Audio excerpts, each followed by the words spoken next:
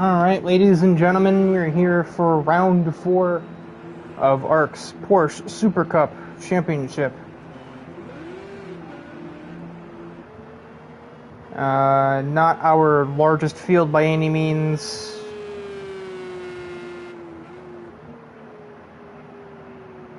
Round 4 will take us to the Le Mans Bugatti circuit. Track that really deserves to be in more games than it is, honestly.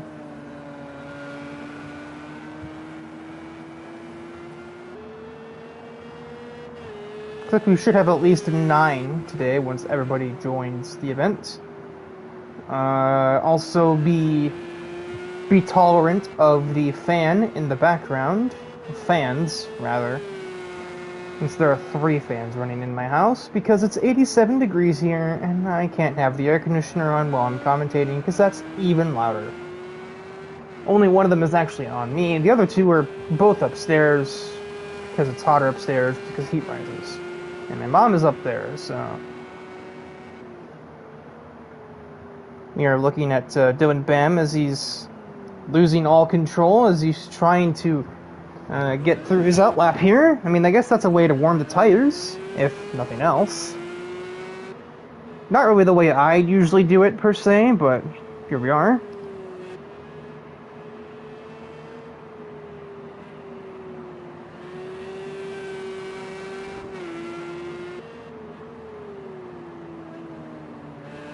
Dylan makes his way around the last 2 turns. That is not cockpit view.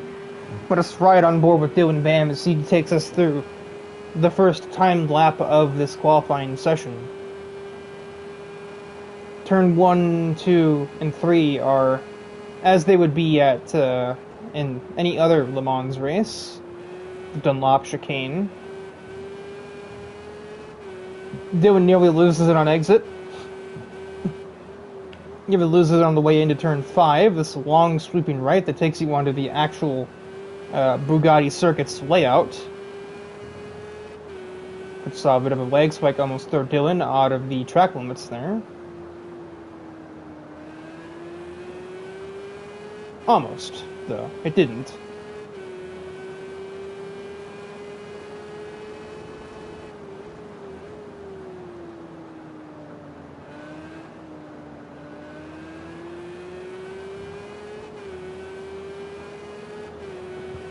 Through the other 2 sweeping turns and up to the back half chicane to begin sector 3.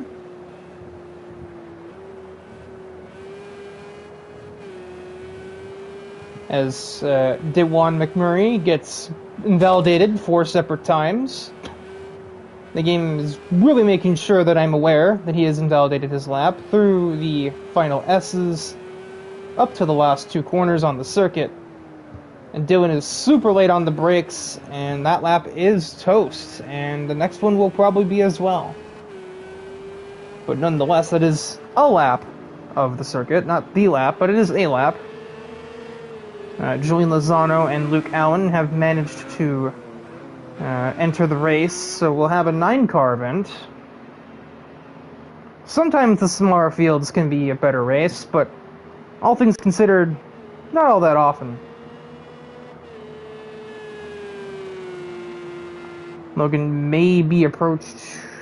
Actually, he will not be. That car is not close enough. The first representative laps are coming in, and the first one on the board is AJ Nichols 36.28, which currently is the pole. Matthew Stotts with a 39.2, Gabe Gazzola 39.6, Billy Tarju 43.6. I'm thinking that's an outlap. That just got counted because he has one of the further back pit stalls. I don't think that's representative. Nearly goes completely off the circuit. I'm surprised the game let him, didn't yell at him for that.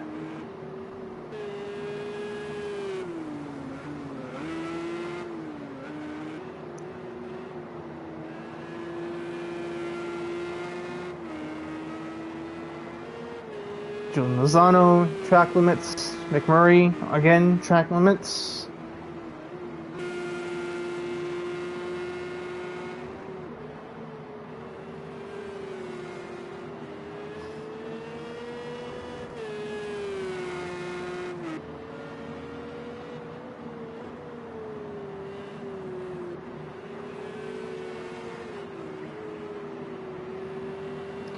Luke Allen through the final sector of corners. This time brakes at the appropriate location. And we'll see what Allen manages to run here on his first official lap. 38.9, right in the middle of everybody, pretty much.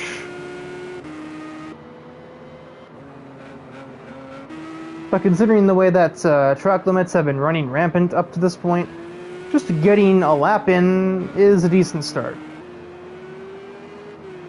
But this is Logan coming around to complete an outlap, so he is now on his way off on his first timed lap. On his way off, that's redundant. Has to really catch the car into turn 1, a corner that his teammate, DIVEBOMB, could take completely flat.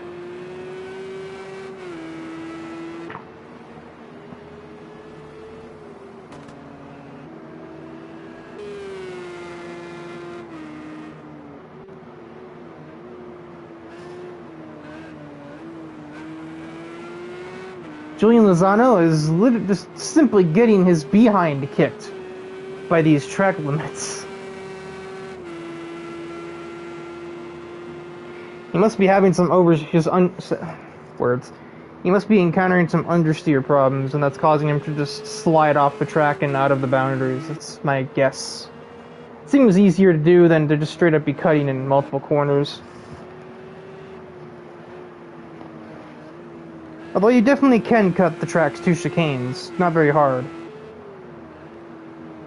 It just seems more likely that you'd be trying to push it on exit and just not being able to get anything that vaguely resembles traction. Gabe, I think he may have made a mistake before I put the camera on him, because that's 7 seconds slower. That's not great. Then when Bam is heading through the final sector,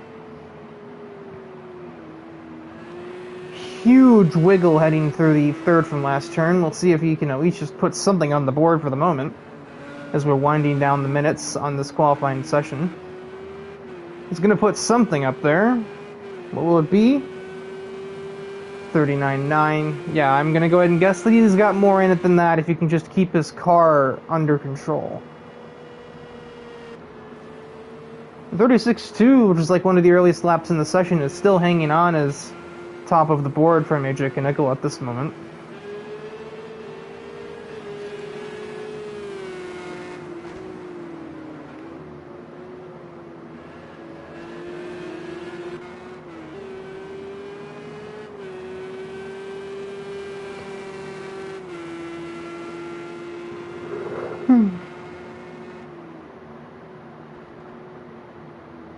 Gabe is down even on this lap, so it seems like he just struck gold with his 37.6 and may not be able to replicate it again.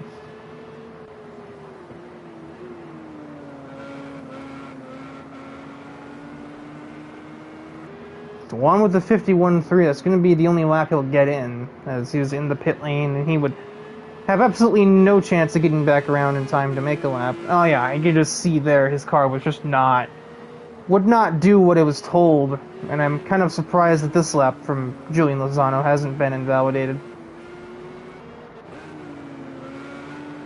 Kaneko heads out of the last 2 turns. He's gonna get another attempt even after this.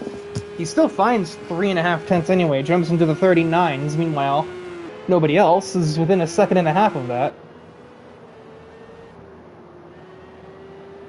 Starts through the back half chicane. Really dicey with the track limits there, but it seems he's just about gotten away with that.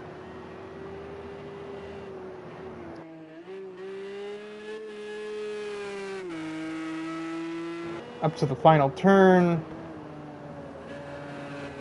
Missing the first apex isn't the worst thing if you can hit the second one really well, which he has done. Across the line, Stotts finds a lot of time, 36.9, second row on that. Luke Allen has pivoted. He's had a Porsche moment. Logan Cool finds a 39.4. At the moment above his teammate, but that's subject to change, although he's down, but don't really be too fooled by that, as he still has time to find, I know for a fact, in at least 1 turn when his car got away on him.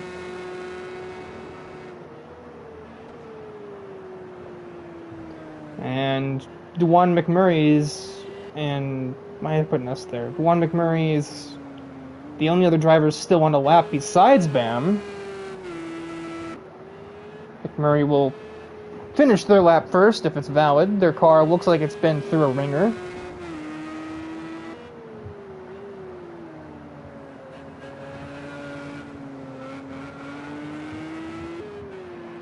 Dylan Bam has invalidated his lap times, so as McMurray crosses the line, we're not done yet. AJ Knickel is also on the track, but now our session is completed.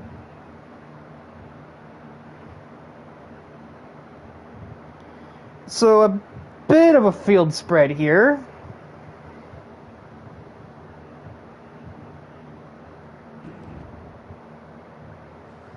I think that's kind of putting it lightly. You don't actually know the raw maximum pace of Lozano or McMurray, but it's kind of safe to guess that it's not going to be anything amazing. It's definitely going to be the AJ and Matthews show based on what I'm seeing so far, unless Dylan Bam can kind of regulate his... the grid order will be AJ Knickel, Matthew Stotts, Gabe Gazzola, Luke Allen, Logan Cool, Dylan Bam, Champ Racing teammates on the third row of the grid, Billy Targi, Dwan McMurray, I almost called him Damien for some reason, and Julian Lozano is the only driver who couldn't complete a valid lap time. The track limits and his car's understeer certainly getting the better of him in that.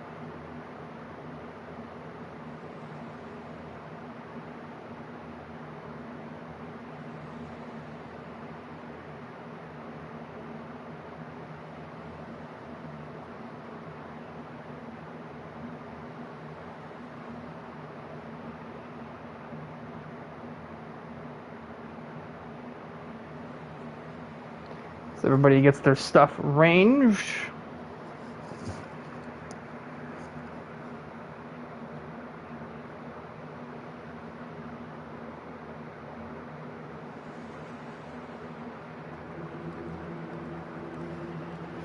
Alright, here we go.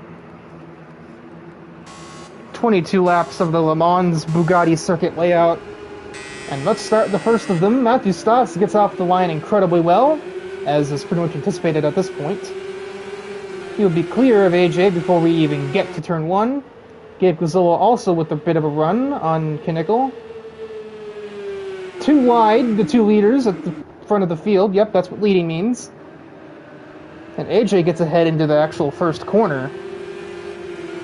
So the better start has been nullified for Matthew Stotts. Dylan Bam with a decent start as well. He's poking down the inside of Gazzola. Speaking of poking, Matthew Stotts back to the right side of Knickel. The outside probably not likely to work here, though. Matthew Stotts sells him a cutback.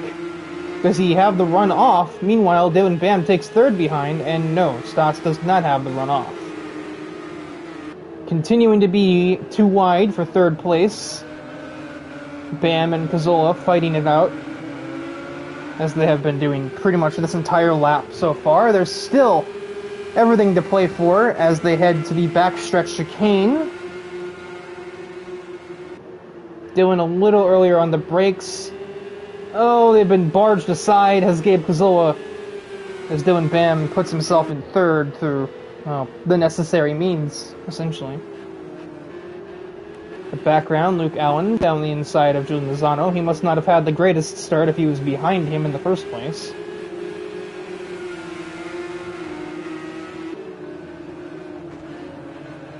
He hasn't completed the job either.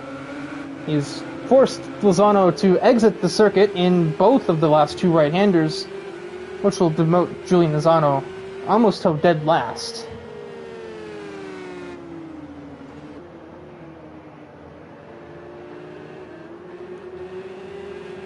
Stotts has detected vulnerability against AJ Knickel. He's going to have another chance here if he so wants it.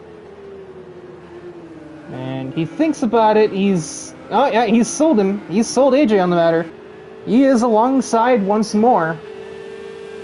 But again, that outside lane is not going to help him any. He's going to try probably another cutback, if I were to guess. And so it is, but not enough of one.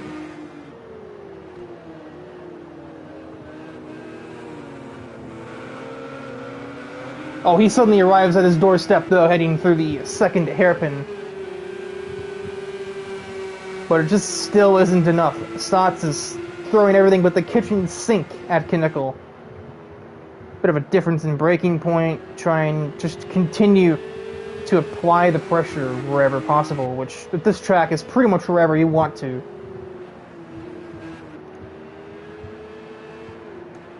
And as this goes on, DIVEBOMB is slowly closing in on him. He has just taken a bit of a new racing line, as I just saw him through the grass just there, which will certainly put him not within striking distance, as that's clearly lost him a boatload of time, as the game has told him to slow down for that. Understandably, he basically made an entirely new corner there.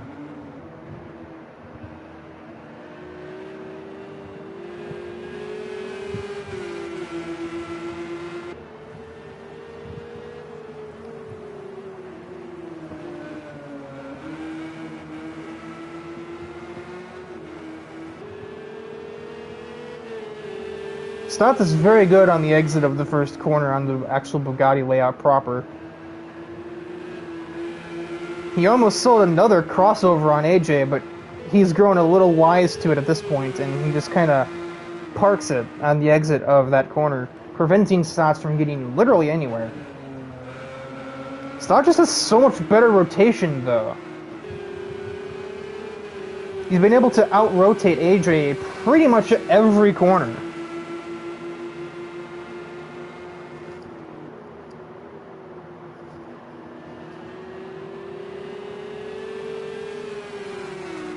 But AJ still continues to do just enough to make that Porsche a little wider than usual and keep Stotts from having his way.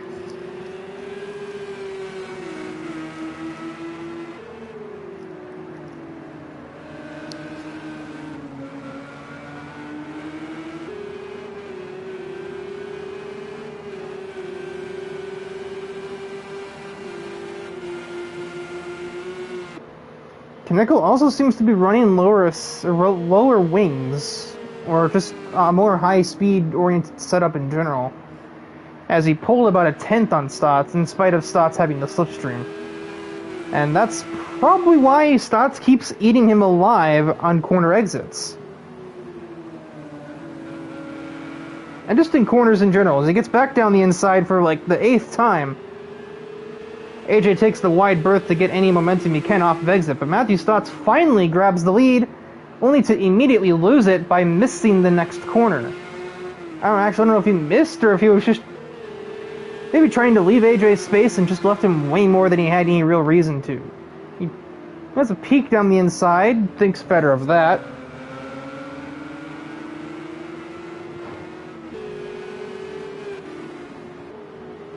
Meanwhile, the new guy McMurray is making his presence a little more known than he has done in his first two starts.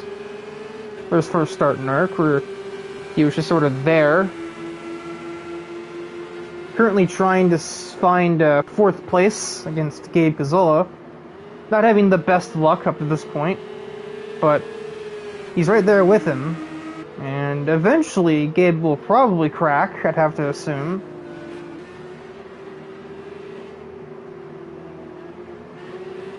I showed a bit of it there. He kind of missed that turn. Just giving McMurray another sort of ray of sunlight there.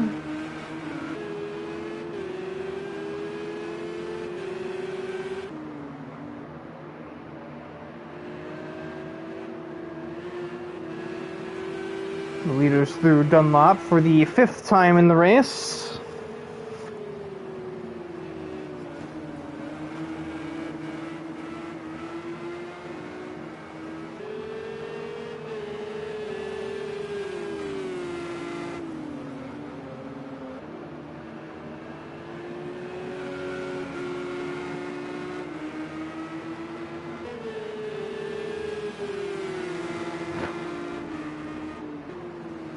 McMurray must have made a mistake somewhere, as he's now back down to last, and we have a battle for 6th place. Lozano versus Cool. Lozano takes the position into the corner, but Logan Cool has the exit on the way out. See if he can do anything with that. Later braking down the inside, Logan just about gets it stopped and keeps it away from tagging that opponent car. But Lozano is able to remain ahead on the exit, crucially.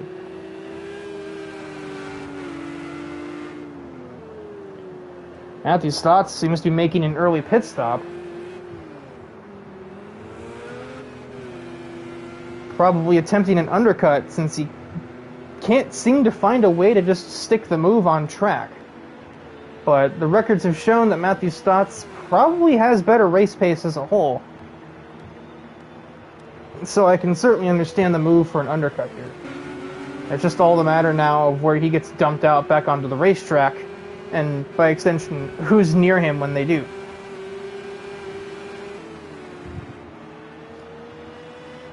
Maybe he has some damage, or he just really refueled the heck out of the car more than he had to. Well, that breaks up our only real battle for position, although we do have this 3-car train for 5th place, but not much has materialized from it, other than apparently Lozano lost a spot to Logan Cool again, so he's working on getting back around him.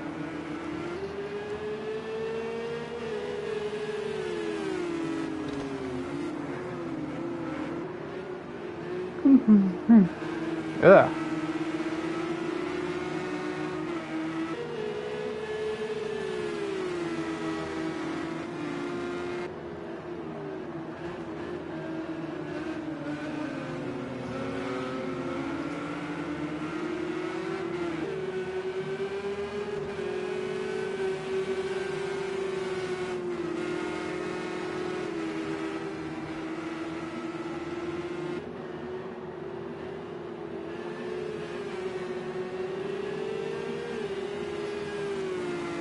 Well, these were being kind of silent there. I was trying to hear. I thought I was hearing some odd noise, but I think it was my mom just moving around upstairs.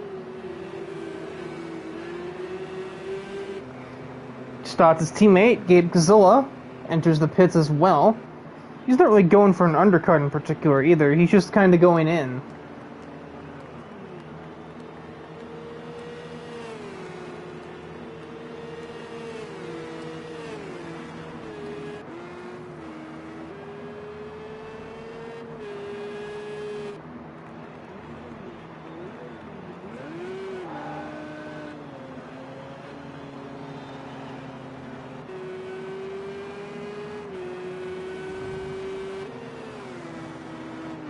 Unsurprisingly, Stotts will jump his teammate, and Dwan McMurray also pitting at this point.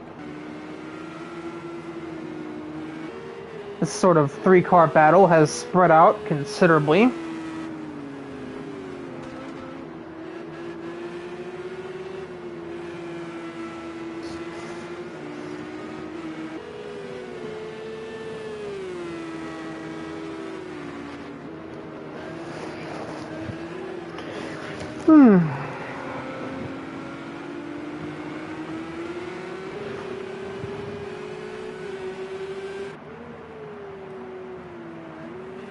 They're soon about to surpass 1/3 race distance. Knickel is, well, leading on track. It just remains to be seen, as Matthew Stotts has already completed his pit stop, as to whether or not it will remain that way.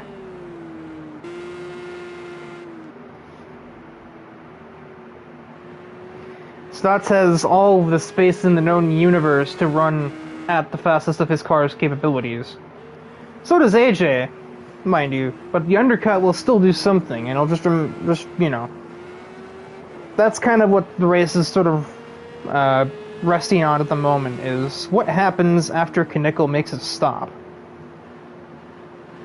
Where will he return to the racetrack in relation to where Matthew Stotts is? Will he be behind, ahead, or will they be dead even and have to continue fighting until the checkers, or until somebody crashes?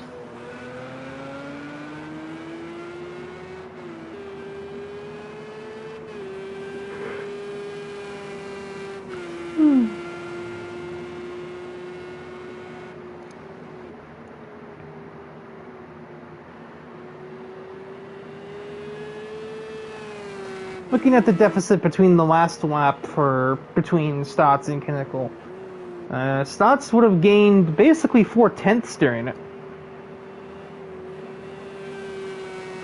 But Stotts' gains may soon come to a screeching halt unless he can navigate Billy Targi cleanly, as Billy himself is not super far up the road. He's not as close as the relative seems to think he was. Or wait, no, I'm blind. That's a 38, not a 30 on Stotts' gap to Kinnickle.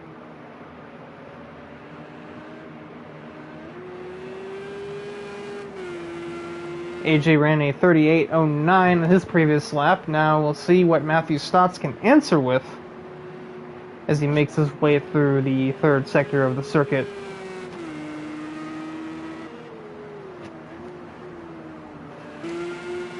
Meanwhile, there's some letters there. Julian Lozano has caught back up to the back of Logan Cool, so they will battle once more to determine who is running fourth. Stotts indeed answers back, almost gains another 6/10 on AJ there with that performance of the lap. Fastest race car on the track at the moment, as Logan Cool does some swerving and destroys Julian Lozano's car. I'm not really sure what on earth that was, but that's certainly going to be the end of that battle for position. Did Logan Cool's numbskull wheel lose force feedback? Oh wait, doesn't have any. My only guess is that he probably hooked that curb, is what really happened. It just looked really bad from our angle. Because he was kind of forced out there by Julian Lozano. And the curbs on this game, for anybody who may not be educated, which I doubt is really many people watching this race, because most of the time the people watching the race live are ones who are in the league and are already aware that it's happening. I.e. Matthew Daly, who was in the chat earlier, who really races in this game on other series like IndyCar and GT3. So he would probably know, just as well as I do, that the curbs here kind of just reach out and grab you.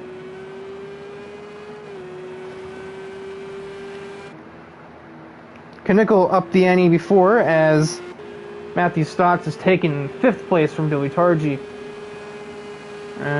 Stotts still gained 3.5/10. The game of inches here, especially when they were nose to tail before Stotts' pit stop. So any time gained is important time.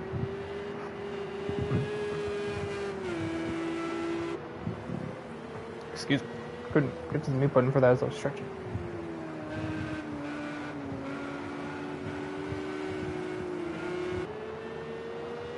Unsurprisingly, Julian Lozano has to make it to the pit lane to deal with the damage from meeting a tire barrier face first.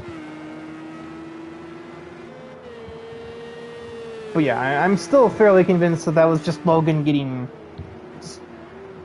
just ejectoed by that outside curb on that turn, and his car just being swung dead right at Lozano.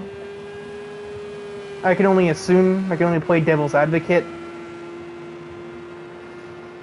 on that one.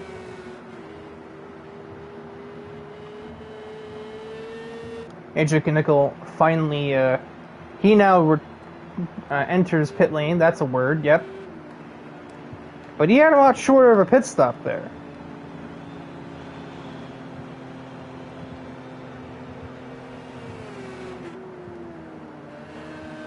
Matthew Stotts is in the last 2 corners, though.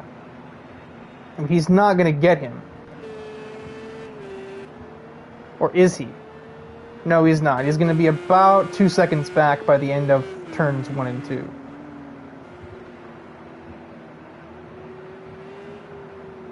So the undercut hasn't supremely worked for Stotts. It's not over from here, per se, but it's not looking amazing. I'm not sure where it all went wrong there, to be honest, unless Stotts had to fix some kind of damage I wasn't aware that he had. seems like the only real explanation for how AJ gained 4 seconds-ish on an overcut. Especially while Stotts was consistently lapping quicker than he was.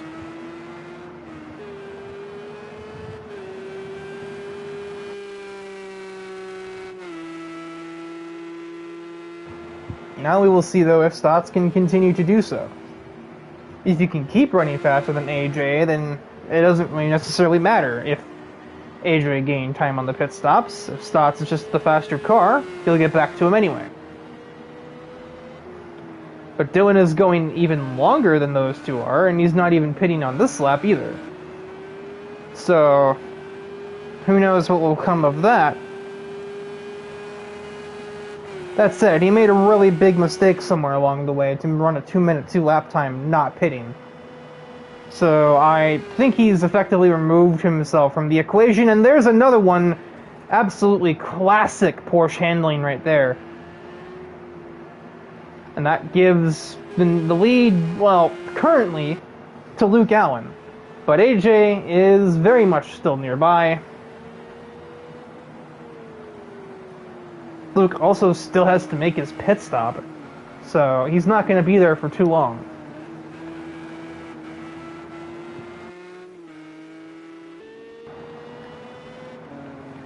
But I can only assume multiple crippling blows for Dylan Bam.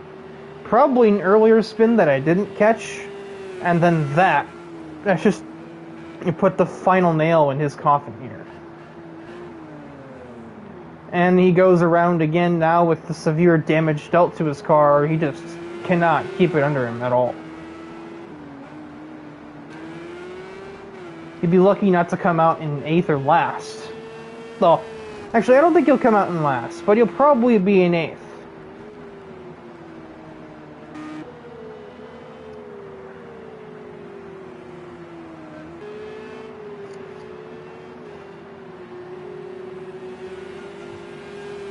Nickel is getting closer to Luke Allen, but Luke hits the pit lane, probably not wanting to even begin to compromise his day by even, entertaining the thought of battling AJ Knickel for a position that he knows he won't keep.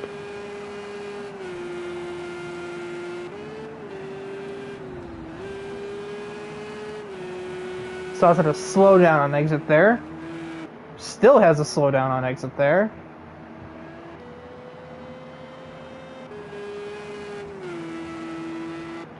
After that point, I think it would have been worth just taking the 1-second penalty if the game gave him one, because he just lost 4 there trying to slow down for it.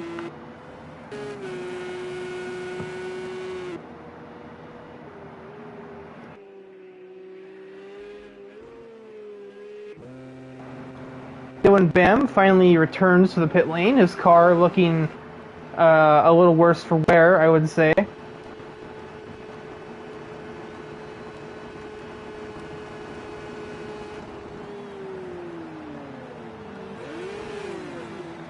Missing his pit stall for good measure, in case he hadn't already lost enough time in this whole ordeal.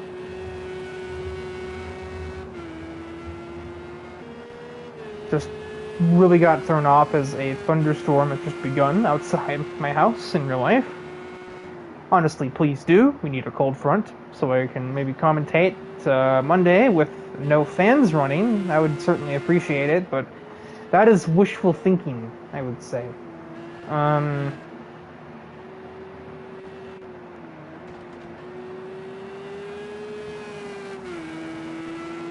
That's not AJ. This is AJ. AJ comes around to take 9 laps to go. He had a slowdown of his own there, but the game was a little less punishing on his. He didn't have to make multiple slowdown maneuvers to eliminate it.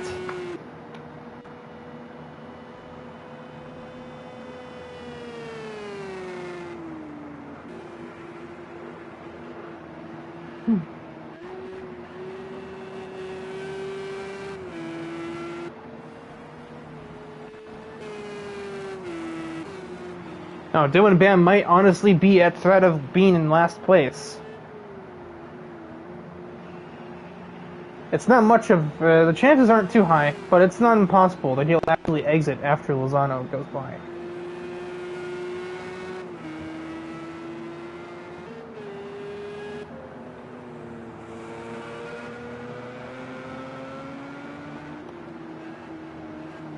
Just look at the difference in fuel here. I believe AJ Knickel may have just rung the alarm, but he might not be great on fuel here.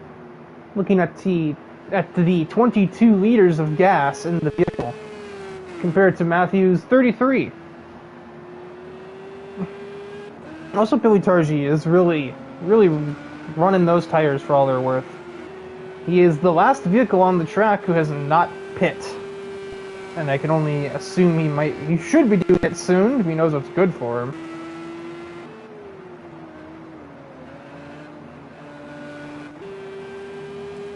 It's possible Billy's trying to stay out and grab a safety car, but with how spread out the field is, that just isn't a feasible outcome. Dylan Bear is still in the pit lane.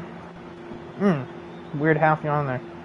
Dylan is still in the pit lane. At this point, I'm convinced if he's ever going to drive out. Or I'm not convinced. I'm unsure if he's ever going to drive out of there, because he's been in there for 4 minutes now, almost. Give or take.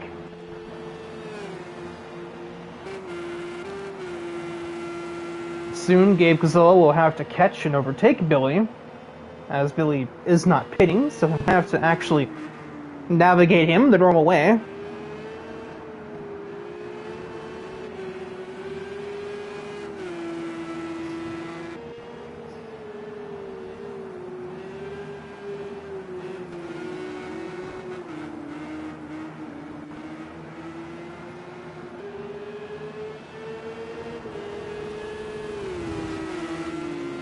Targi doesn't even put up a resistance. He just lets Casillo go and be on his merry old way, and Targi will just kind of continue to do as he is. Something, something, not our race, something, something. He's also merely a reserve, if I'm not mistaken.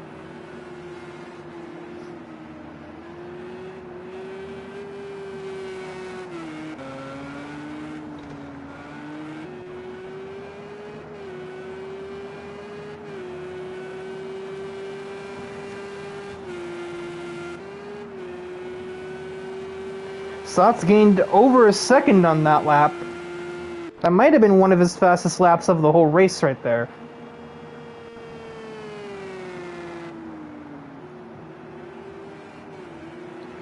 The race is not over, especially if AJ makes any more mistakes, big or small. Matthew Stotts might still have a chance at him.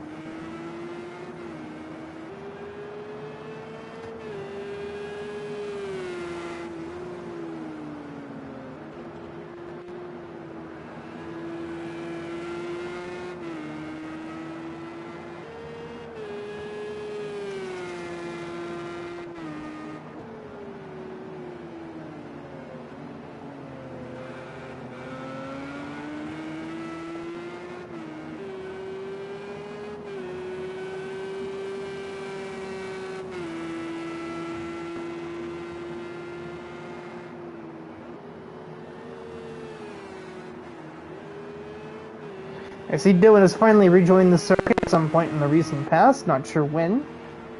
But he's certainly not going to be getting any better from there.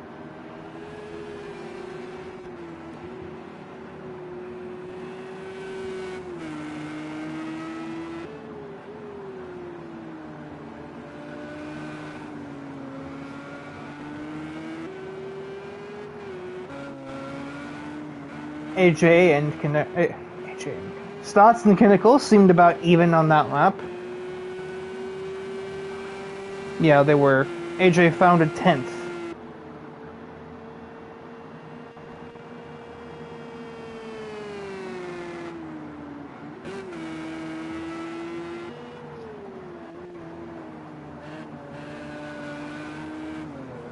And neither one of them really ran a rapid lap.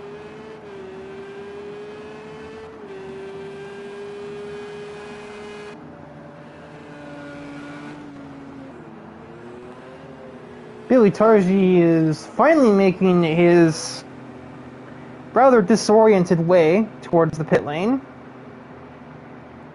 He will finally accept that there will be no cautions, and he makes his pit stop with 6 laps to go.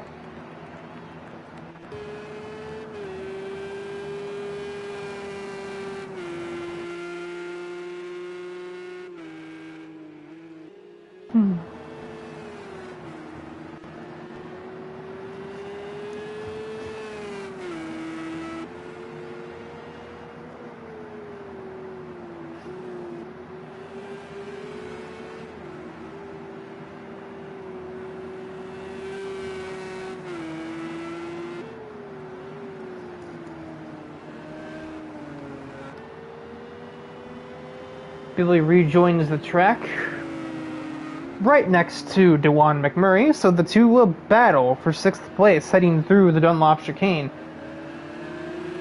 They switch sides and McMurray manages to make away with this position. Meanwhile, more so at the front, Stotts has made another solid lap and AJ has done not that. So another second taken out of that gap.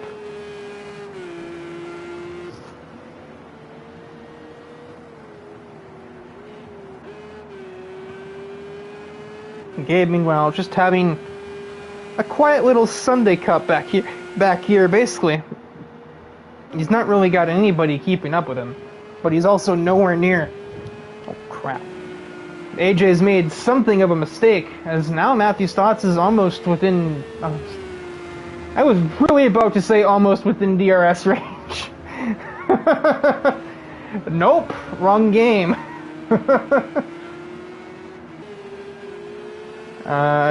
Just over a second off. It seems AJ might have missed one of the first two corners on the Bugatti circuit, so either turn 5 or 6, basically. And now Matthew Stotts has him in his crosshairs.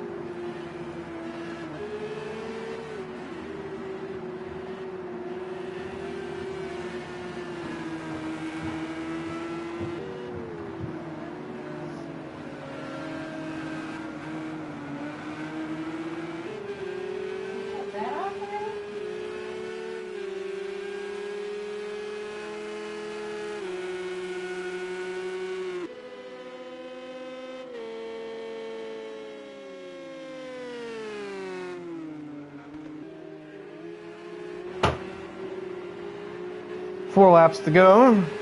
There's the prerequisite interruption that happens every time I commentate anything, ARC or otherwise. Stotts is definitely within passing range. If he can just get a couple of good corners strung together, he might have a chance at AJ here in the closing moments of the race. And he sees it's crunch time. He's put in his best sector of the race there, which puts him right at his doorstep. If AJ makes any wrong move, Stotts will find a way by, I'm fairly certain. The slightly higher top speed being AJ's biggest downfall, but also his only saving grace.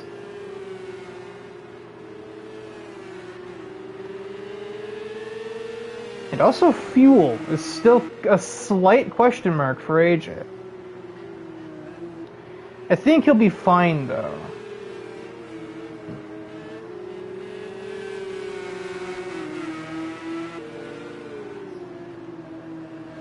Stotts is all but tailgating Kinnickle as we head on to the front stretch to begin lap 20. 3 laps to go here from the Le Mans Bugatti circuit, and our two leaders are still not separable.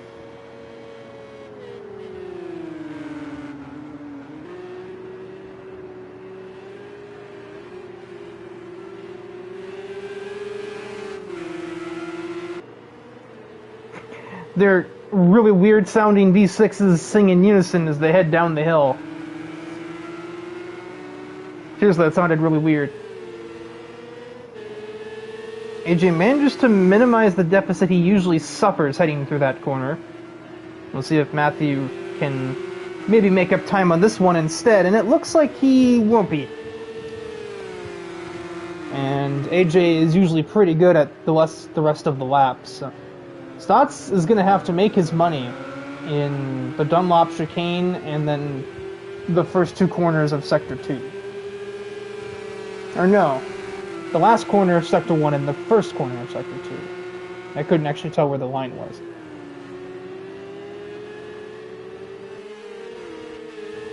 Both are running some of their fastest laps and sectors of the whole race. Stott's broke into the 36s.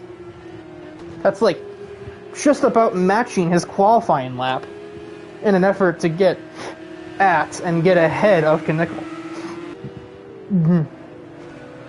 Even my stomach is excited about it, based on that burp weird thing I was doing. I'm also surprised that neither of them got a slowdown there. They're both really just kind of pushing the limits of what the game would let them do through one. Into turn 1 penultimate lap. I'm curious to see what Stotts will or won't do just to try and take this one away.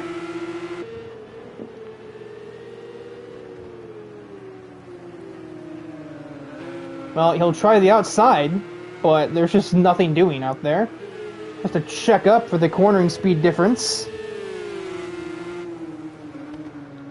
Later on, the brakes for Stotts. He's going to try one of those classic cutbacks that he's tried to sell on AJ multiple times over, but they're just not working now. And Slipstream isn't getting him too far either, since AJ has lower downforce.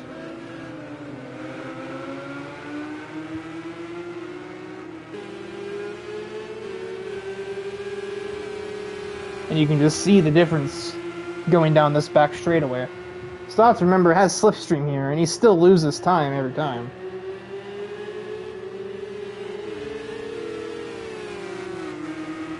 There are 2 lappers ahead. Dylan Bam, well, is no longer ahead. We'll just say that. He's just made absolutely sure he's not in the way. Even if it maybe costs himself a little bit of grass on his tires.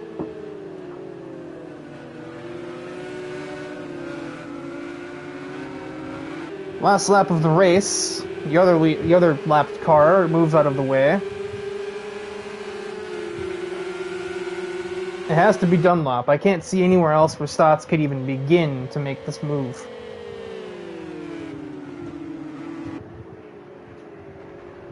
And it won't be Dunlop.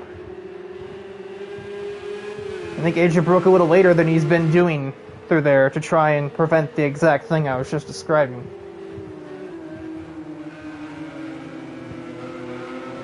Dylan Bam is sort of trailing this himself. He's got the best seats in the house. Stotts will try the same strategy. Wide entry, diamond the corner, cut back over, but that just isn't going to be it, and we're running out of good corners for Matthew Stotts here. Another attempt at a wide apex, but even focusing on the run out isn't going to help Stotts enough. Those lower wings are going to be the deciding factor here for AJ Knickel, assuming he can hang on for one more sector.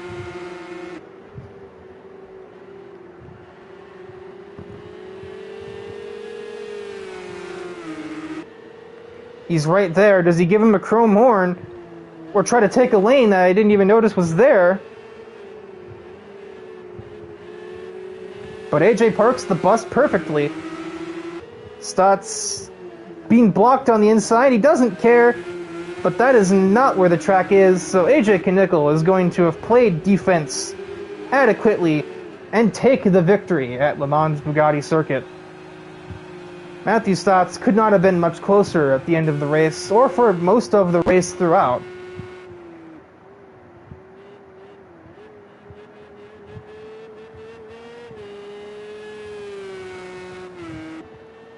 A quiet but yet productive day for one of the more experienced drivers of this vehicle on the grid, as Gabe Gazzola has run multiple seasons driving Porsches outside of this championship.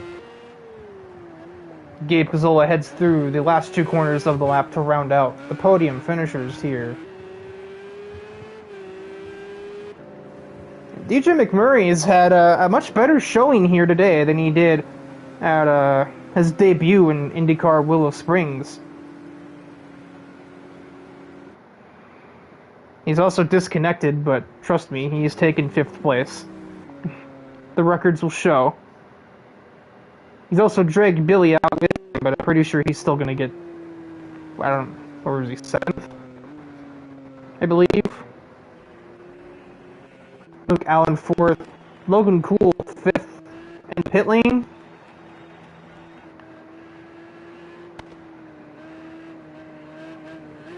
Julian Lozano 6th, and the third fastest car on the racetrack. It doesn't really get much to show for it with those mid-race mistakes that just they all just added up and just bit him a lot. And the session is now about to draw to its conclusion.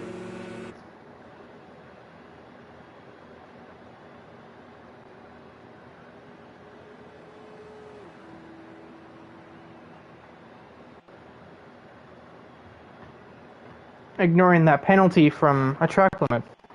Only 17 hundredths between our two drivers battling for the win. There's a word, I forget it. There's a better word for first and second.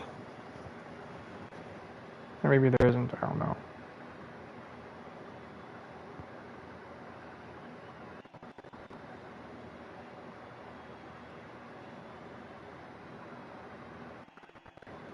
I'm assuming podium interviews, but currently only one of the three is actually in here, so...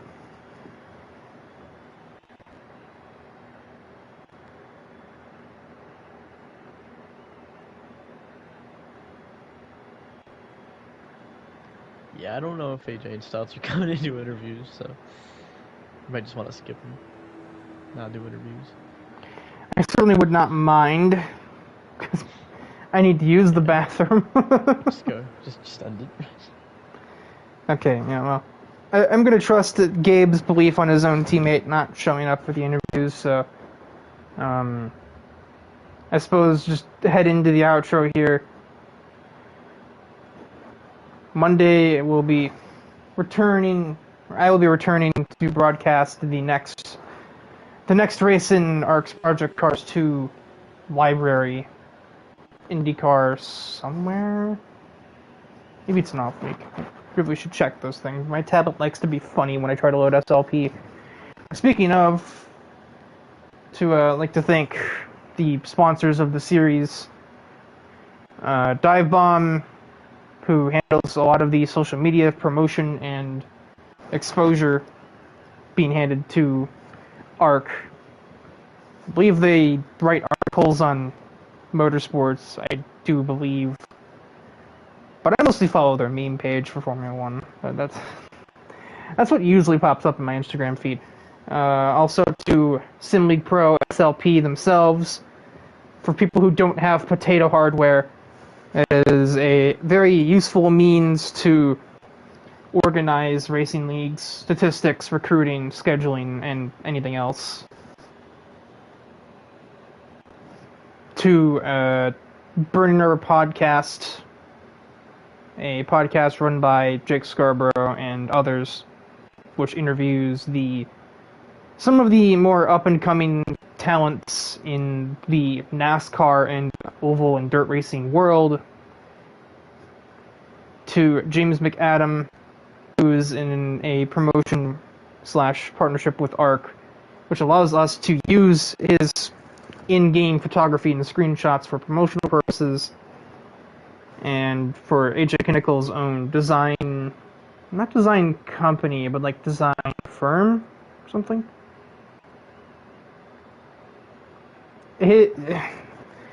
Whatever the case, just ask him about it, I'm sure.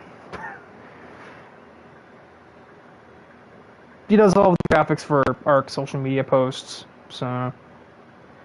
But that'll do it for ARC Porsche Supercup from Le Mans Bugatti. Small field, but a big fight feeling for the victory here today.